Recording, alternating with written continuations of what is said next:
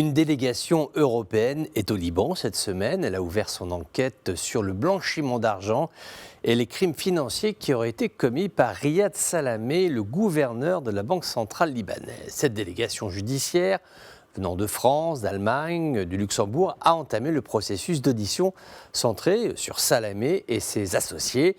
Les autorités suisses ont révélé qu'elles soupçonnaient Salamé et son frère Rajad d'avoir détourné plus de 300 millions de dollars de la Banque centrale libanaise entre 2002 et 2015 par le biais de transactions avec une société offshore nommée Fori Associates. Les frères Salamé ont toujours nié tout acte répréhensible, affirmant que les versements de commissions qui leur sont reprochés n'ont pas été faits avec de l'argent public. En tout cas, c'est leur version. De son côté, le parquet européen retrace un réseau complexe de transferts financiers impliquant plusieurs comptes bancaires dans différents pays, dont le Liban, la Suisse, le Luxembourg, les îles Vierges, Chypre, tout ceci en atterrissant sur des projets d'investissement et des achats de propriétés de luxe qui appartiendraient aux frères Salamé. Il est intéressant de noter que les autorités libanaises financières n'ont pas coopéré avec les juges européens. Le Liban a une loi stricte sur le secret bancaire qui interdit le partage d'informations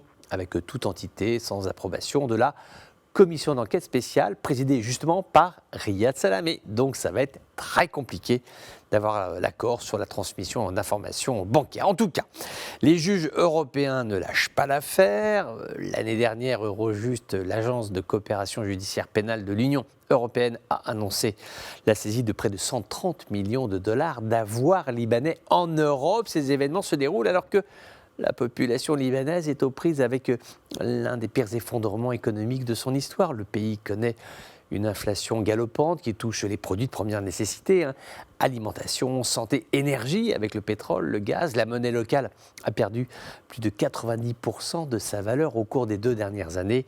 Les racines de cette crise économique sans précédent remontent à des décennies de mauvaise gestion des fonds publics par un réseau de personnalités clés. Le peuple libanais est exténué. Il demande à ce que la justice soit faite, oui, bien sûr, mais il demande surtout à ce que cela s'arrête et que la vie puisse enfin reprendre comme avant. Certes, ce n'était pas la panacée, il y avait la guerre civile, mais au moins les gens pouvaient se nourrir et vivre dignement, ce qui n'est pas le moindre des paradoxes.